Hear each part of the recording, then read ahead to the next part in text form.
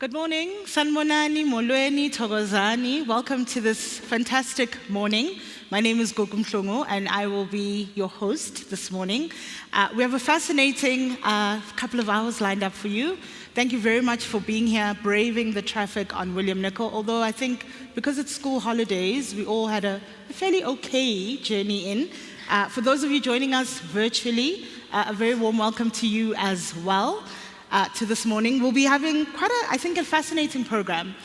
The theme for today is the role that the forest and harvested wood product sector can play in the South African economy, in the planet, and society.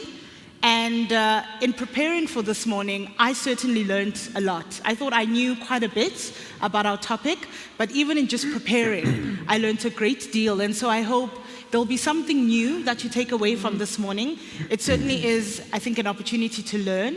And I think we have a really fantastic panel of experts. They were all telling me this morning that they're all a bit nervous, and I shouldn't ask them difficult questions. And I said to them, but you guys are the experts. You have all the knowledge. And we're all here, certainly I'm here and very keen to learn. And I think for all of us, it's undeniable the impact that paper and the harvested wood product sector has on our lives. I mean, for each of us, if you had a cup of coffee this morning, your coffee comes in a paper cup, your muffin came in a little wrapper, we were all given a little serviette, your takeout comes in a box, your toilet paper, your notebooks, paper is everywhere.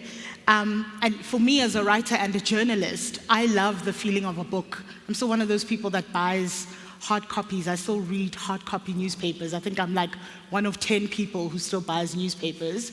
But the feeling of a physical product for me, Kindles have never happened for me. I can't read on screen because I'm very much I want to touch and feel it. But the impact and the role that the sector plays goes beyond all of those things. And I'm quite keen to hear a little bit more from our guests about some of those other ways, including our cell phones, our medication, which I didn't realize. So I think we're going to have a really fascinating conversation this morning.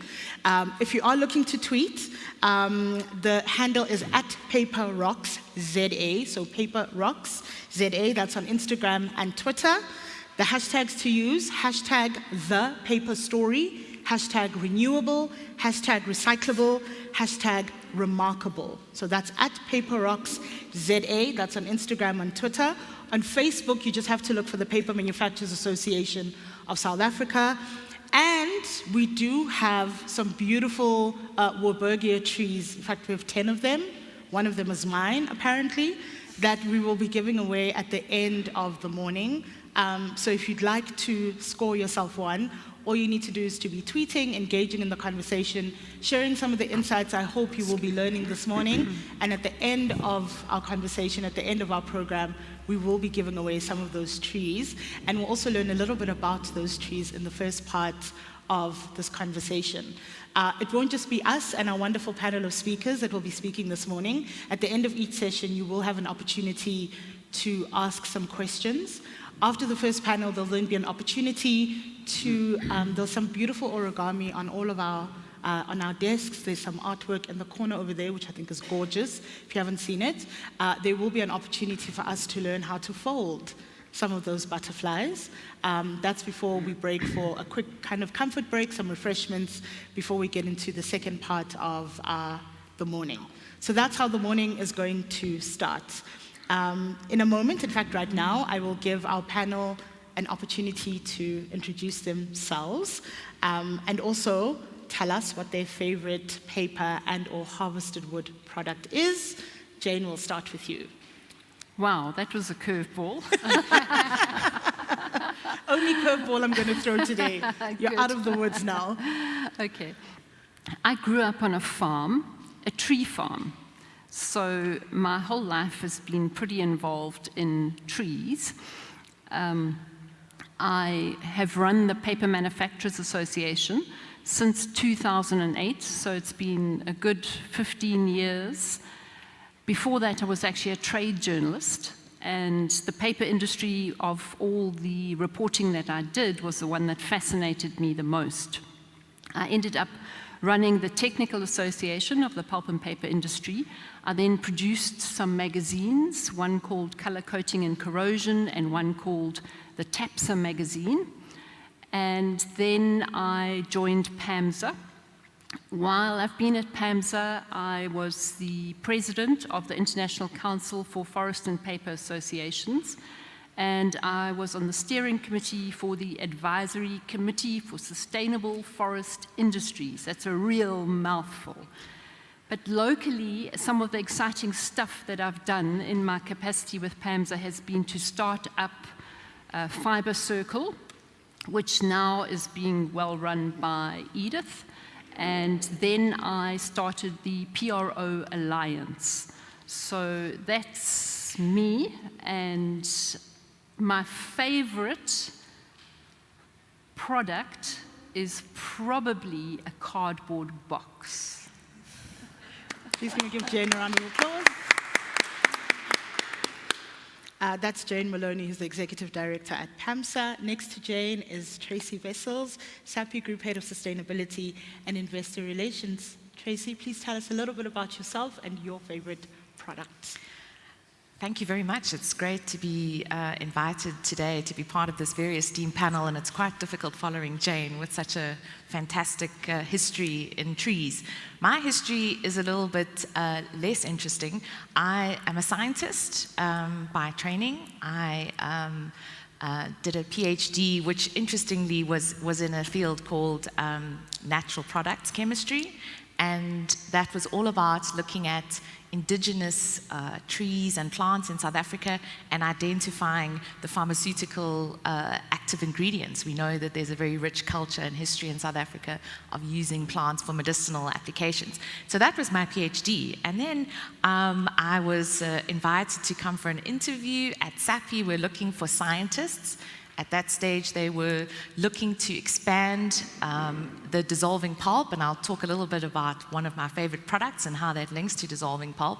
But this is a product that's made from trees that has many, many applications in life. And at that time, we were looking to expand our product applications and get into different markets. So I started off as a scientist, and that was many, many years ago. I've been at Sappi for more than 22 years now, and but my background is in science, and I think that is a great platform for getting into sustainability.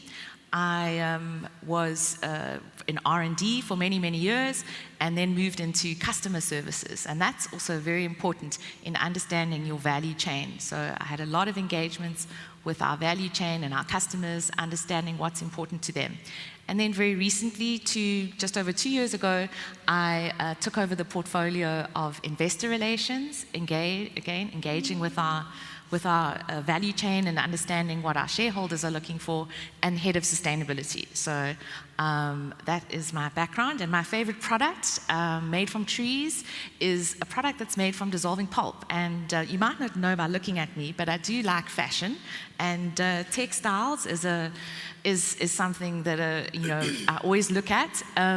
So one of the textile fibers that's made from dissolving pulp is a fiber called lyocell. And if you go into the shops and you look at some of the labels, you might see it there. It's also branded. It's called Tencel. It's the most wonderful fabric. Not only does it feel fabulous on the body, but it's also the most sustainable textile fiber in the world. So that's my favorite product from wood. Thank you, Tracy. A round of applause for Tracy. Our next wonderful expert is Nelly Ndlovu. She is General Manager of Mondi Zimele. Nelly, good morning. Tell us a little bit about yourself and your favorite product. Good morning, everyone. So my name is Nelly Ndlovu. I'm the GM and CEO of Mondi Zimele, which is an enterprise development arm of Mondi. We're responsible for small business development as well as fiber development on the forestry side with rural communities. My journey in forest spans just under 20 years, and the favorite part of my forestry journey has been driving transformation within the forestry industry, really seeing the benefits in terms of job creation, in terms of small businesses, and even contractors being developed from our communities around where Mondi and forestry starts. Really is an exciting journey for me. Recently, I got the opportunity to be the chairperson of the Forestry Sector Charter Council, which also then gives me an opportunity to really further the cap on transforming our forestry industry. My favorite product, I would say, obviously I'm part of Mondi, so it would be rototrim paper, which comes from pulpwood. Thank you. Last but not least is Tim Neary. Him and I have a lot of fun on the radio on weekends, because I do Weekend Breakfast on 702, and we do the Nature Diary with Tim. And Tim told me this morning that the Nature Diary on 702 has been running since 1990, and it's never missed. There's never been a show that's been missed. And I was saying the Nature Diary is only 2 years younger than I am. But Tim is a conservationist and CSI who's done fantastic work, and he also joins us this morning. Tim, tell us about yourself and your favorite product. Okay, I'll start with my favorite product first. It's a roll of toilet paper. And I'll back up to that afterwards. I run a small organization called Outdoor Escapes, which we formed in 1978. It was down in Port Elizabeth. I come out of a funny little fishing village that my granddad started, 1 Cape Mile long. So if anybody knows what a Cape Mile is, there's a tree for you. And it was predominantly around marine work. I'm an artisan by trade. I'm a bulldozer mechanic. 1989, we kicked into fauna and flora when I moved up to Johannesburg and started working in places like Pilanesberg National Park, which is where I first met Lawrence Jabert from Sappi, who was pulling his hair out. He didn't have much. 1993, we kicked into community working in CSI, predominantly with rare, threatened, endangered species, and a variety of community projects. Effectively, Outdoor Escapes is run by an artisan and an artist. But we get ourselves out into the field, and that's why a roll of toilet paper is the most valuable thing. It is white gold when you're in the middle of nowhere. There we go. We're not going to bore everybody. They can listen to us on 702. It gives them a much better idea. It does. Thank you, Tim. A round of applause. So in this first session, we're looking at the conversation around the sector and its impact on the environment. I think many of us have, certainly over the last couple of years, rightly so, been conscientized about our impact as humans on this one planet that we have. We're constantly hearing about the impact on climate change. We're often hearing about the challenges around deforestation. Some of us in this room may even have at the end of your email address, please consider the environment before printing this. And I imagine some of you may have that. I know I used to be the person that says, no, we can't print so much, we're killing the trees. And I think for many of us, a lot of what we know is basically the stuff we've been told, or you saw someone's email and you thought, maybe I shouldn't print this email to save the trees. And so that's one of the topics we'll be looking at this morning, is what is the impact of the sector on the environment? What are some of the things we believe that may not necessarily be true? Again, I've learned quite a lot in kind of preparing for this morning about the impact of the sector. And Jane, I want to start with you. There's a lot that we hear, particularly about the sector. For instance, if reading it on the screen is better than printing it, is us saying, please consider the environment before printing this, or that, us printing paper kills trees. What are some of the things that we believe that aren't necessarily entirely accurate, or that are myths about the sector? Are we killing the trees? Definitely not. Okay.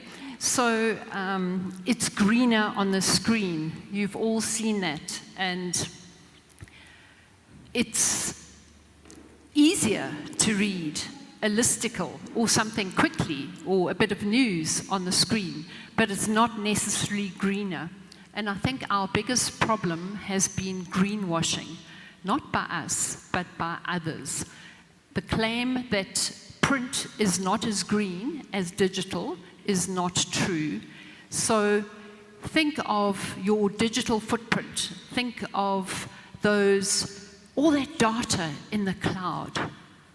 Where is it actually stored? It isn't in the cloud. It's in a data bank with humongous air conditioners keeping those data banks cool so that you can have quick and easy access to your screen. And in South Africa, most of our energy comes from coal. The energy that we use in the paper industry through combined heat and power is up to 40% less carbon intense than that of coal. So it's definitely not greener on the screen. That is the first myth. The second one is around deforestation. Save the trees, save 24 trees by not printing this. Trees in South Africa are farmed specifically for, sorry, this is worrying me a little bit. Getting into trouble here. Can you still hear me fine? Mm-hmm. So trees in South Africa are specifically farmed to make paper. And they are audited, they are certified, they are sustainably managed. So save the rainforest, yes. We don't have a rainforest in South Africa. Deforestation is when you cut trees down and you don't actually replant them. Deforestation normally happens for agriculture, things like soybeans or palm oil, but we definitely do not deforest in this country. Mm-hmm. So, Gugu, I think that the two biggest myths that we have to counter are the digital story and then the deforestation story. We farm trees, just like you would farm grain for making bread. So if our trees aren't we're not cutting down rainforests to create the paper for our box, for our coffee, for our takeout, where are we putting, where are those trees coming from? I know you're saying that the industry actually plants trees. And I think for many of us, when we think, I know certainly for me, when I think of where our paper comes from, I kind of think of the trees I see every day, kind of urban trees. Is that where paper and other harvested wood products are coming from? We wish. No, not really. We never ever use those. And in fact, since 1880, we've been planting trees. In the world, only 7% of the planet is covered with planted forests, and we supply 50% of the industry's wood, industrial wood, for purposes from roof trusses right the way through to your paper box. So in this country, we've always managed them sustainably, and because we do, it means that we have 25 to 30% of the area where we plant forests is set aside for biodiversity. And I was chatting to an ex-colleague last night, and I said to him, so what have you been up to lately? And he said he went for a cycle in the plantations, a night ride, and with 2 octogenarians, because he's now retired. And I said, what did you see? And he said, a black-jacked jackal and an owl, and on hot sunny days they see lots of puff adders. So whoever said that a plantation is a green desert couldn't be more wrong. With all those sort of predators out there, there must be lots of other little animals for them to eat too. And I know personally I've seen bushbuck in a plantation. Yeah. So yeah. So which kind of then the idea that we're planting trees, we're planting the same kind of tree to get a particular kind of product, we're losing biodiversity. But then are you saying that that's actually the opposite? We're actually encouraging, because that's one of the things I think many of us are concerned about, is that, and we're often told that forests are being cleared, and or when we plant, we're planting more of the same. But if you're saying you're seeing jackal and puff adders, and it sounds like the opposite is happening. Yeah. Yeah. Well, we also mitigate the monoculture by conserving grasslands. Some of the best managed wetlands are managed by my 2 colleagues' companies here, Sappi and Mondi, and there are vast tracts of land that are conserved. So yes, that's where the biodiversity comes in. The other kind of big conversation is around carbon emissions, and the role that the sector can play in that particular space. And when we think about that particular topic, we're talking about carbon sequestration. What is carbon sequestration, and why does it matter Okay. It matters because trees naturally take CO2 out of the atmosphere and store it in the wood while they're growing. And in fact, while trees are younger, they store more CO2 than when they are older. When trees are older, people say, lock up the carbon, leave the forests alone, don't cut them down. Very, very old trees will then decay and they have more chance of being burned. So it's important that you sustainably manage your forests. Even natural forests in Europe should also be sustainably managed. From a carbon perspective, according to SAGES, the greenhouse gas reporting, if you look at last year's reporting, if you add up what our sector did to store carbon and to prevent emissions, we're responsible through sequestration for 5% of mitigating 5% of the emissions, just looking at those stats. So it does make a huge difference. The other very exciting thing, I just have to tell you quickly, is that the S for sequestration is in the carbon tax equation. So although we pay carbon tax, the carbon that is stored in our products and in our trees, we can deduct from the tax that we pay. So that's a very exciting thing. It means even SARS and National Treasury recognize the mitigating effect of trees and forest products in the country. So would that mean if younger trees are taking up more carbon, would then harvesting make it possible to plant younger trees, therefore kind of take up more carbon? Does it work that way? I'm sorry, I'm being distracted. That's okay. So I was saying, if you know, you're saying that, for instance, younger trees take up more carbon, if we're then harvesting trees and planting trees and they're younger trees, does that then mean by doing so, we're using up a lot more carbon? There's more CO2 being taken out of the atmosphere. So through the photosynthesis, while they are actively growing. We have a few other experts in the room that can talk to that a little later, Gugu. I can maybe just... Yes, please. Very simply. So the way that plants grow is they take sunlight, water, and carbon dioxide, trees. Those are the three ingredients, and that is how the wood actually is formed and how it grows.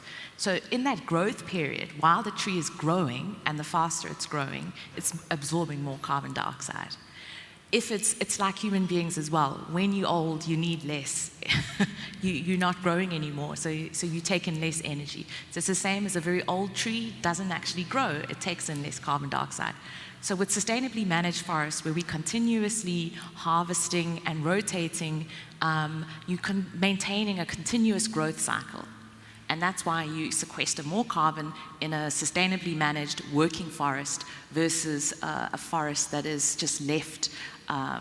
They have value, but it's more from those sort of ancient and endangered forests have more value from a conservation and biodiversity perspective. But as a productive material, a sustainably managed forest sequesters far more carbon than a standing forest that is not managed at all. Okay, and I'm glad you kind of, mentioned that, because I think for many of us, there is a lot of conversation around renewable resources. We are speaking a lot about renewables, just even if we're talking about energy, because again, I think we acknowledge that the planet, there's only one of it, and we need to be treating it in a lot, kind of a much kinder way. And so when we talk about trees, wood fiber, just how renewable are those resources? Are they particularly renewable?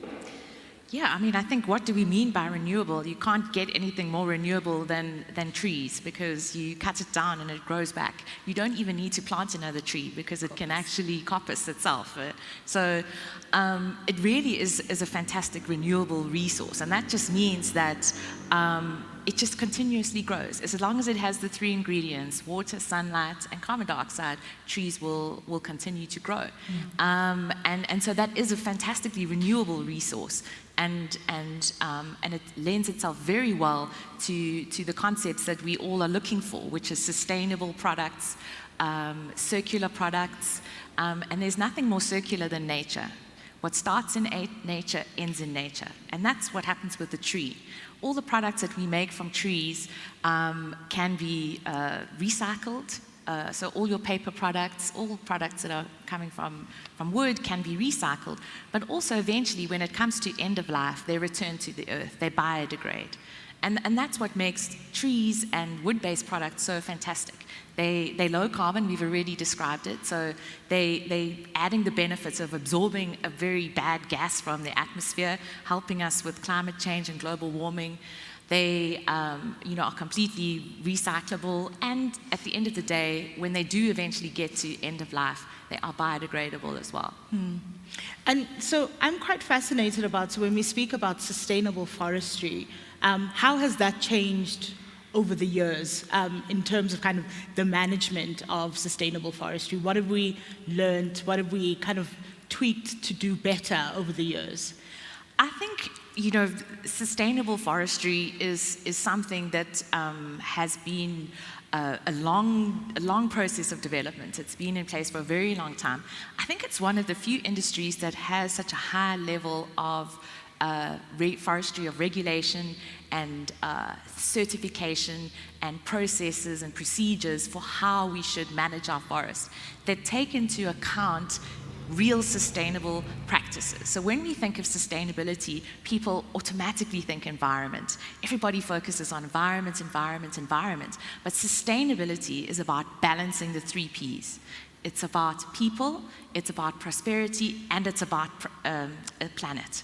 And forestry and the sustainable forestry management practices that we have that are guided through our certification processes and protocols balance all of those properties. It looks to the social impacts of forests and what we are doing in terms of our forestry practices. So there's no infringements of indigenous human rights. There's all sorts of elements that are built into our sustainable forestry practices that focus on the people aspect. Obviously, from the planet aspect, there's a huge focus on conservation and biodiversity. Jane already mentioned that as part of our forestry management protocols, we identify areas of conservation value, we are setting those areas aside, and we protect those for biodiversity purposes. So we really are, yes, we have production that we need to make a product that has economic value. We didn't get to the P, but obviously we do all of this because it creates prosperity. It has value. It creates it's products that we need as human beings, and it creates wealth and prosperity for all of those people in the value chain. So I think what's really developed and where our sustainable forestry management practices are very great and unique in the world is that they really balance out those 3 Ps. And if you want to be a certified forestry company, there's a whole lot of third-party verification that also happens to make sure that you are actually following all those protocols. And even as a company like Sappi and Mondi, if we purchase wood, we obviously have our own forest, but if we purchase wood, there are lots of processes and procedures and protocols that make us responsible and due diligence that we have to do to ensure that we're not just looking at what we do as a forestry company, but we also look to our suppliers to make sure that they are following equally the same sustainable forestry practices that we implement and expect of ourselves. But the forestry expert is next to me here. I just want to touch a little bit about, you spoke quite a bit about protocols and the role that the protocols play. And I imagine that if you're kind of looking globally, it's not a one size fits all. What works here is not necessarily what's going to work in kind of another country. And are there any challenges around those protocols, particularly in the South African context? Well, you've got global standards, so you have global certification standards. So these are standards, in forestry, there's a number of different certification standards that are developed at a global level. And this is basically a hymn sheet for all forestry companies that talks to what are the baseline best practices for any forestry companies. And that's applicable both to plantation forests, like we have in South Africa, as well as to natural forests. The details are slightly different depending on the type of forest that you have, but fundamentally there are these guidelines, broad global guidelines that we have that all that are part of the forestry certification protocols and processes. But then within every country, you have a unique context and situation where there will be regulations and permits and governmental policies that will also govern your forestry operations. Mm-hmm. So as a forestry company, you have to obviously comply with all your local regulations and policies. But then what's also nice, because obviously different countries will have different standards for what they expect, is that you have this global then forestry certification that then allows you to benchmark globally forest companies. So we can say that if a company that is certified and a forestry certified in South Africa, you can be sure that they really are sustainable as one that's certified in Europe or North America or anywhere else in the world. So there's these global standards and policies and procedures, and then obviously everywhere will have local government regulations and permits and that they will need to comply with. Mm.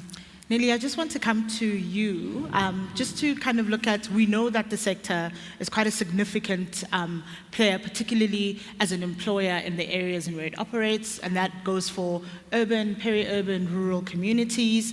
And so I imagine there's quite a big impact that the sector has on small business development. Yeah. Can you tell us a little bit about, how the sector kind of impacts the economy where it operates? Wonderful. I think Tracy touched on it when she was saying that sustainability is a lot more than just the environment. Mm-hmm. In fact, there's a social element and there's a people and prosperity element. Mm-hmm. And I think that's where we're focusing on from a sustainable forestry management, where we're saying that although we have our own forestry plantations, we still have communities that exist around us. And how do we then transfer the skills and the knowledge that we have so that we create that sustainability within our communities? So this stems from working with our communities so that they can plant trees in a sustainable manner, number one, and they become growers themselves. We transfer the knowledge in terms of forestry practices as well as stuff around how to manage the environment, how to look after trees and all of that. But more importantly, I think as the industry, like Sappi, like Mondi, we then provide a market for those growers where they can supply sustainable timber to us, thereby creating jobs. I think one thing that sometimes we in our cities forget is that as part of history, a lot of our males in the families tend to migrate to cities and leaving women and children at home. And those women and children need to have ways of fending for themselves, of obviously making money and producing using their land. So I think when you look at that, it's very pertinent then that you try and create some sort of job opportunities and small business opportunities for those families. And I think the small grower development within the forestry industry has really played a significant role in making sure that you have women who are using their 1 hectare of land or 2 hectares or however big the land is, that they're now starting to grow trees, which they know they have a market for. And by doing that, when you consolidate that, you're creating businesses of cutters, people that are going to harvest the timber, people that are going to transport the timber, and therefore you're creating sustainability and economic activities within communities. Mm.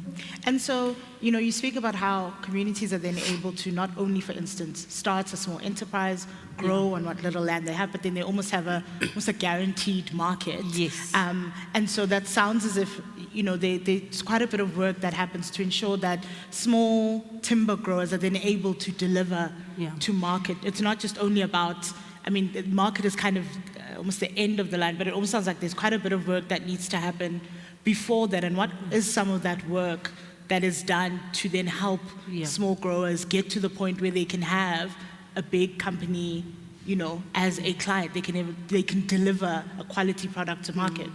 Absolutely. I think it's very critical, number one, at the initial phases, is to make sure that we ensure that obviously the areas where they are planting is licensed properly. So they would be supported in terms of going to the Department of Water and Sanitation to get water use licenses, because again, we're driving sustainability. We want to educate communities not to plant on wetlands, not to plant on conservation areas and things like that. So once they've got the permits to plant, and then we would then engage with them and actually train them on how to plant properly, how to look after trees, how to make sure that in the event of fires, they create fire breaks and things like that. What is the right rotation age at which then they can harvest their trees? And then ultimately, how then do they look after? I think Tracy mentioned that there's even an opportunity that a tree regrows without even putting a seedling or something. So coppicing, how to sustainably do that. So you have to cut off, some other bits and pieces and leave one shoot or two shoots of trees and all of that. So it's through ensuring that the technology and the knowledge that we have is not just kept within the big corporates, but we are transferring that knowledge to our communities. And by transferring that knowledge, then it almost sounds as if the people who get that knowledge, they themselves become custodians of kind of the area, the forest. They then not only are able to, I guess, work and create work for themselves and make a living, but you grow the group of people who are then looking after the planet. Is that right? Exactly. I mean, not a lot of people know that just between Sappi and Mondi, I think we have now close to 10,000 growers that we work with. And that's a significant number. And some of those growers, you would find they started with 1 or 2 hectares, and today maybe a number of them have 30 hectares because they've seen the value that is coming out of the tree. So there's a lot more that we do, obviously transferring also the scientific knowledge that we have in the form of site species matching. So looking at your site, what is the right type of clone or seedling you should be planting that is not going to absorb too much water, that is not going to be, we look at all those things to make sure that we bring sustainability. And again, Tracy mentioned the certification part. Certification is not just for big corporates, but it's making sure we educate communities around certification as well and sustainability. So we look at chain of custody ownership. Where did that tree come from? Who planted? Where is it in terms of GPS mapping and all of that? But more importantly, now we're getting our communities to be certified, making sure that they've understood the environmental practices. They are obviously complying with those and making sure, obviously, how they're doing everything is as sustainable as possible. Tim, I do want to come to you in a moment, but I've just had a thought, and I think you've both kind of touched on this issue around, not only are we just kind of creating the products, we also think about how we are able to keep producing it, looking after the environment. And one of the other big things for us, and I mean, we saw a couple of years ago, Cape Town kind of racing to day zero, and there was this concern that the taps would run dry. We often hear that South Africa is a water-scarce country. We need to conserve water. And I think for many of us, even though we forget, we're generally under some kind of water restriction, especially for Gauteng now. We've just entered the dry months because we don't really get winter rain. So I imagine there's quite a bit of work, to be done around how we manage this kind of finite resource, but I also imagine there's quite a big impact on the sector by water restrictions. Are you able to tell us just a little bit about how South Africa, being a water-scarce country, impacts the sector? Okay, I'll start us off, but I'm sure the rest of the panel can add. So first of all, we need a water use license before we can actually plant a single tree. We need to do an environmental impact assessment, and then we need a tree license to actually plant trees. So from a water perspective, we also took out a number of years ago, Tim, I think it was in the 80s, we took out about 80,000 hectares of trees that had actually been planted too close to riparian areas, so too close to the river. So we keep, if you plant a eucalyptus tree on top of a river, then yes, it will use lots of water.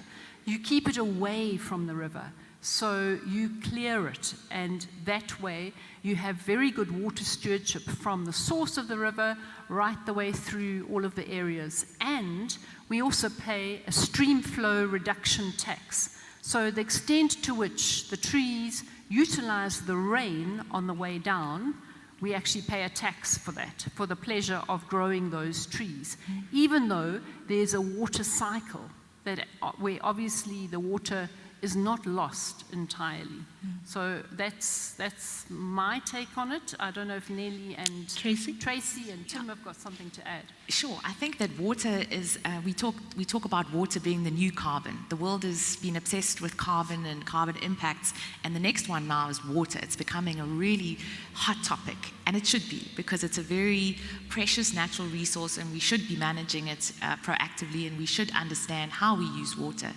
So when we talk about water stewardship, that's what we should do. We shouldn't look to one particular user of water and say, this is a bad use of water. Water stewardship is about understanding the water that is available within a catchment area, and it's about understanding who the users of that water are, and it's about understanding how do we optimize the use of available water. In fact, the largest users of water in South Africa is agriculture and people, what we do. So, it doesn't make sense to focus on one user of water that's actually a relatively small user of water. If we really focus on water and how we can improve and optimize our water use, we need to look at water stewardship. And for example, Sappi, we've just launched a project, we've had it in collaboration with the WWF, where we are looking specifically at the Mkomazi catchment, and that is the water catchment that serves is within some of our forestry areas in the Midlands, and then feeds water through to the Mkomazi River, where we have our very large Sappi cycle mill. And that project is about understanding who are the users of water. How do we educate all users of water within a catchment area to understand their impact of water? And I think that is something that is far more important than just saying, oh, well, trees use a lot of water. Everybody uses water. Human beings use far more water than trees. So if we really are worried about water, we should think about how much water we use personally. I was reading a statistic that one sheet of paper, A4 paper, uses a couple of milliliters of water to produce that. So if you're worried about using paper, just turn the tap off while you brush your teeth, and you've saved enough water to use paper for a whole year.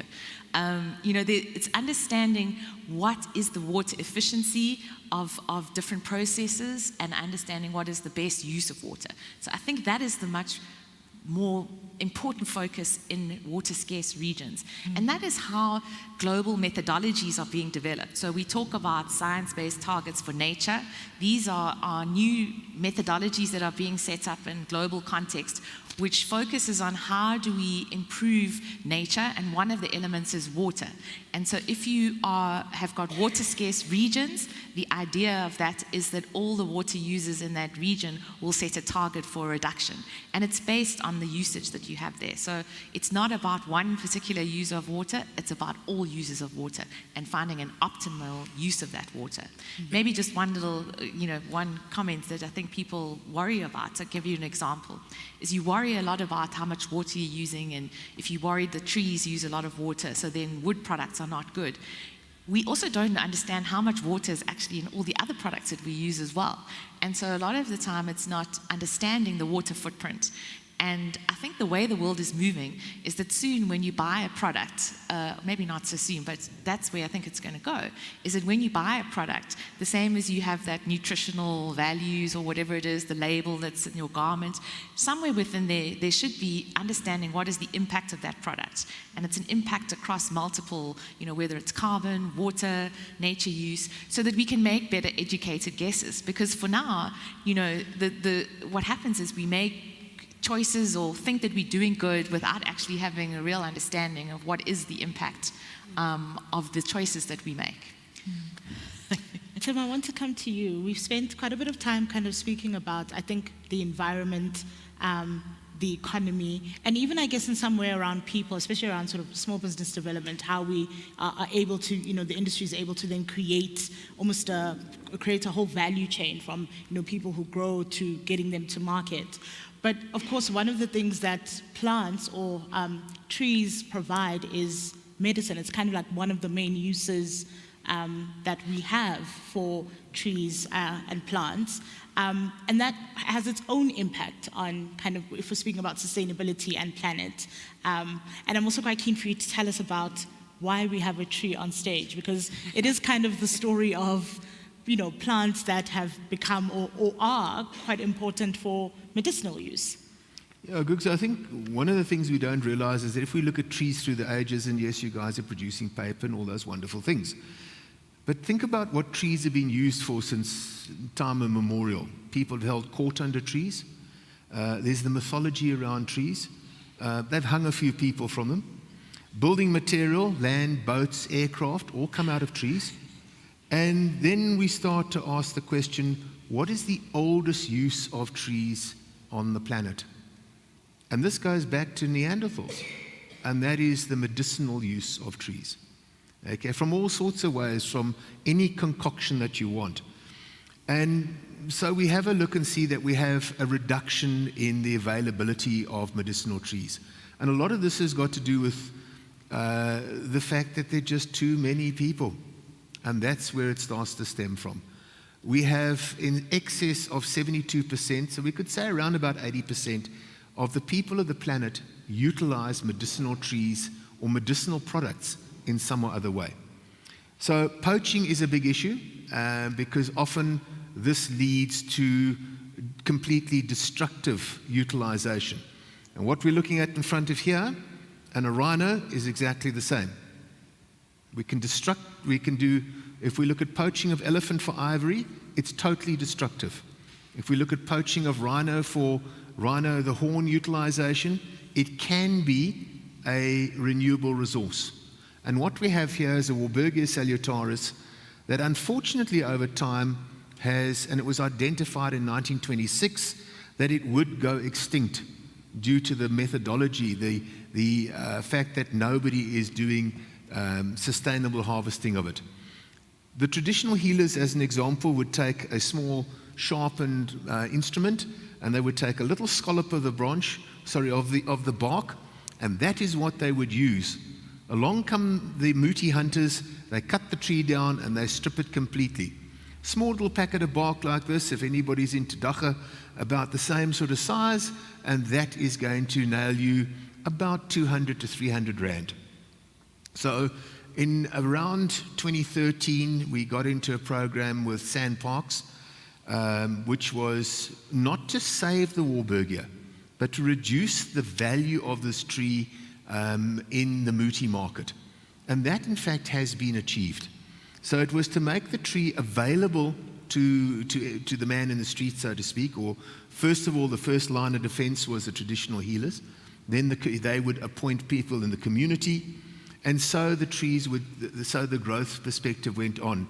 And it's actually quite amusing in South Africa that you can have any exotic tree that you want in your garden from your local nursery, but you need a license to own this fellow.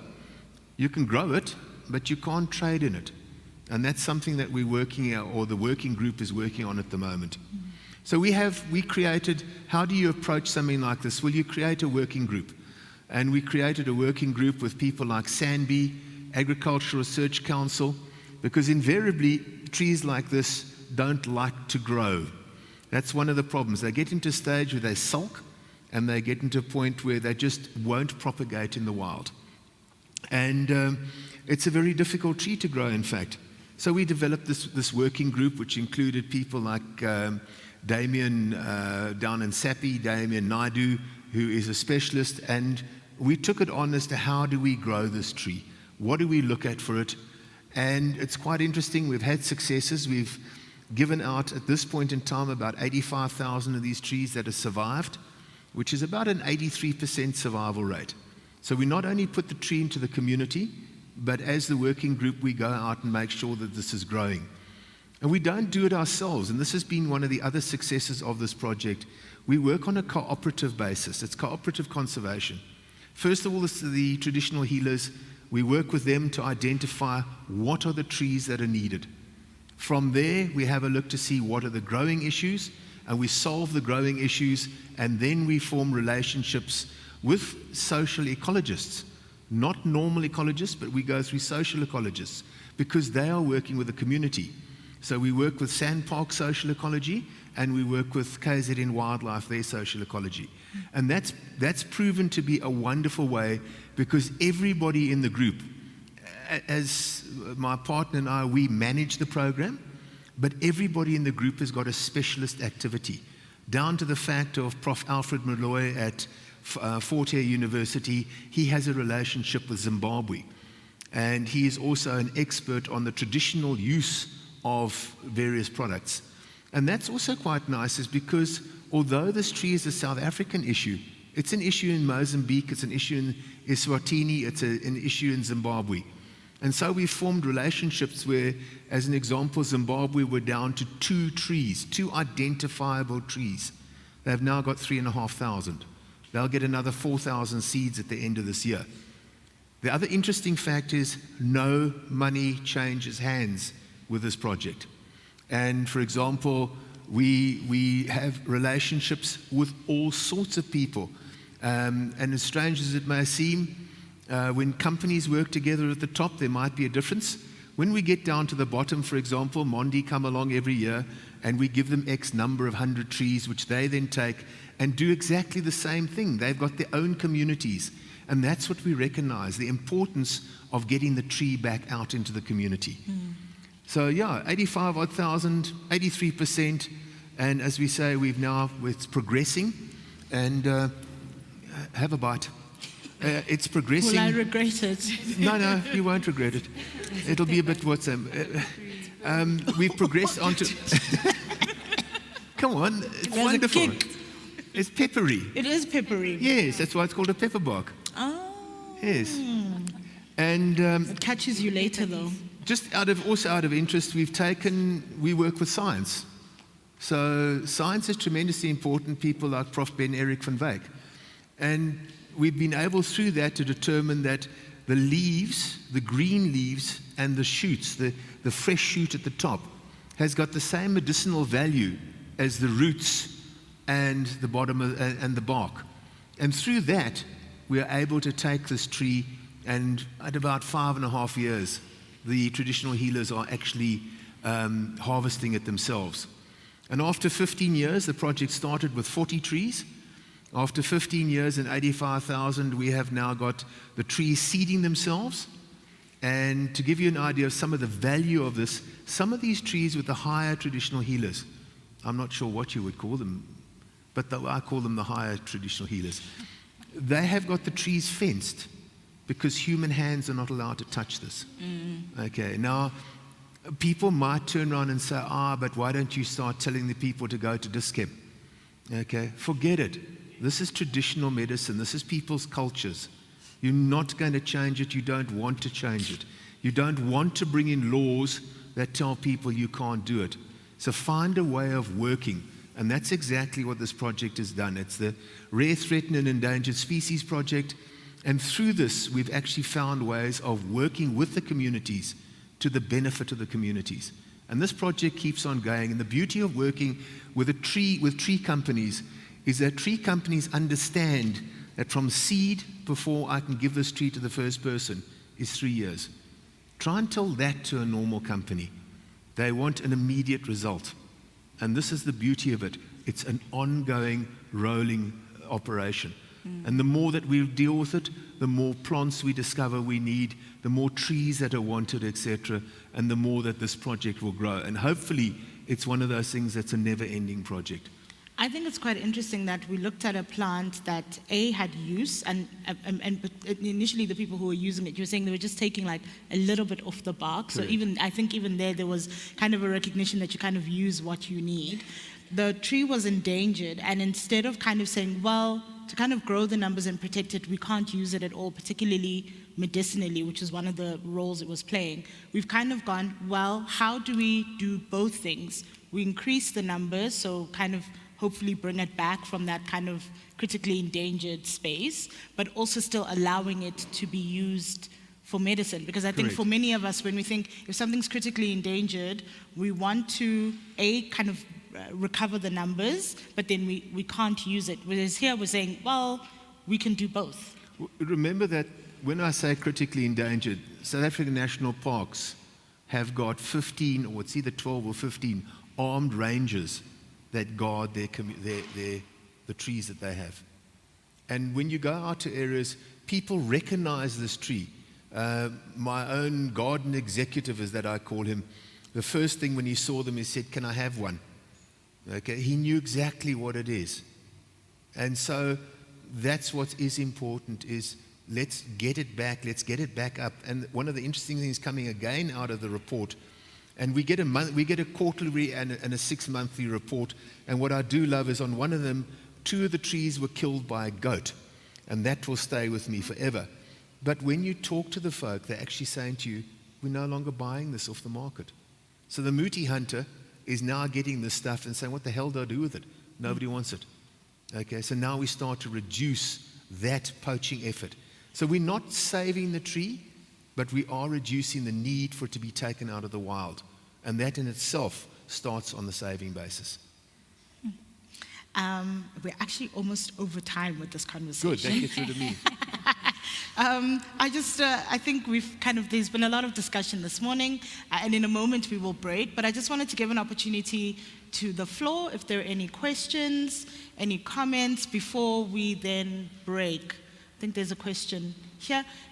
When you ask your question, please let us know who you are, where you are from, and if you know who the question is for, you can let us know, or if you're asking a question generally, that's fine. Are there any other questions after this one? Okay, all right, go ahead. All right. Hi, everyone. My name is Patrick, and I'm from Kimberley-Clark. So this is a question really, I guess, for everyone on the panel. Sorry, it's a bit of a long one, but yeah, I'll try to go through it quite slowly. So, I mean, as manufacturers of fast-moving consumer goods, we want to make products that are more sustainable and deliver more sustainably developed products, but we're faced with the challenge of, obviously, preference from consumers because they have many needs, and green products are always not the top priority, and at the same time, obviously, cost, because it can be more expensive to develop products more sustainably. So the question to you really is, what are your thoughts on how different businesses, especially within retail and FMCG, can play a bigger role in terms of advocacy for consumers to recognize the importance of buying more green products, and also to play a bigger role in terms of advocacy to get other businesses to also play, in that space, because that would help with, economies of scale in terms of raw materials and all of that. So yeah, I think that for me is one of the biggest challenges that businesses face in order to develop more green products. Okay. Okay. First thing that comes to mind, obviously, is your chain of custody. So, and it isn't just FSC, it's PFC, and locally we actually have, it's called the Sustainable African Forest Assurance Scheme. The brilliant thing about that, it's underwritten by PFC, but it's very good for smaller farmers. And we've recently done a project with them to ensure that they can actually measure how much carbon is stored in their trees while they're growing it. So that's SAFAS. So I think from a grassroots perspective, to get involved with chain of custody schemes would be the first one. It's great to see on packaging FSC, PFC, SAFAS, the little signature, whatever it is. So labeling becomes very important. But advocacy at a grassroots level, it could also be that you put pressure on your extended producer responsibility organizations. You need to say to them, what are you doing with our money? How about spending some of the money on planting trees in rural areas, supporting smallholder farmers? You always need virgin fiber. You can't constantly use recycled fiber, and we'll chat to that later. So those are just two things that come to mind for me. Thanks for the question. I do think in the second session, because we will be looking kind of beyond paper, and one of the conversations we'll look at is, I think, which is quite relevant to your question, we have Don McFarlane, who's head of packaging at Woolworths, and he's also just come back from Interpack in May, I think it was, and he, in fact, Don is sitting right next to you. He is going to, I think, be able to speak to us about kind of, certainly from a consumer perspective, kind of their learning, some of the work that they're doing. There's new packaging for their pastas as well. And so I think that in the second session, I think that would be quite interesting for you on that question. I don't know if anyone else wanted to. Yeah, maybe just one thing I think we find is that as much as people talk about sustainability and wanting to be more sustainable, they often are not prepared to pay for it. And that's the challenge you face, is that when you're developing new products and when you're starting off, we don't have economies of scale, you typically will be more expensive. And as you say, how do you tip the scales towards sustainable products, and how do you educate brand owners and retailers about what are the sustainable choices that they should be selecting if it comes to packaging, if it comes to, what are those forums? And I think the problem we have is that I don't think people fully, and maybe that's the reason why we're here today, people don't fully understand the wonderful story associated with wood and wood-based products. And so I do think there's an opportunity for the industry to be more proactive in talking about, like we are today, what are the wonderful benefits of fully renewable, recyclable, biodegradable, sustainable products that can actually fit into our lives, and how do we make sure that the final end consumer understands the implications of their choices? How do we interact with all the value chain members? So for example, I can tell you something that Sappi does. We make dissolving pulp. I mentioned it earlier. It goes into textiles. But between us, which is the forest, the first step, and the production of pulp, and the retailer and the consumer who buys the clothes that are in the shop, is many, many, many steps. So we very seldom get to talk to the brand owner to say, are you aware that when you create a clothing collection, that the fabrics that you choose have all these different impacts? And so there are associations that you can join. There's called the Textile Exchange, for example, and the Sustainable Apparel Coalition. These are typically groups, global groups that are consisting of these end players, so the brand owners, the retailers. It has never traditionally gone all the way back to, for example, a company like Sappi, who's a forestry company. And so we've joined those groups purely for exactly that purpose that you mentioned. How do we make sure that there's an understanding and education? How do we create a voice for the wood-based products? And I think there's more opportunity to do that across all the different, FMCG, all the different types of products that are out there. But it is a challenge, because as much as we talk about it, people are not necessarily prepared to pay for it. And brand owners don't want to pay for more expensive raw materials. So it is a challenge that we do need to address. But you can actually reduce costs as you grow the economies of scale. So it's a chicken and the egg, isn't it? But advocacy is a very, very important role, and how do we also engage with government as well, and legislation, because there's lots of legislations around EPR, single-use plastics. There's all sorts of no deforestation regulations that are all being developed. How do we make sure we are actually speaking with a voice that people understand the value that forests have, and very specifically the value that South African forestry has, which is very, very unique in terms of how sustainable we actually are. And maybe if I can just add, quite often we forget that to drive sustainability, it almost needs to be a culture that we inculcate within our communities. So for me, really starting at schools, talking about environment, talking about waste and what have you, really will play a huge role I mean, if you look at most sustainable countries, that's how they've driven it as a culture, starting from the lowest level and all the way up.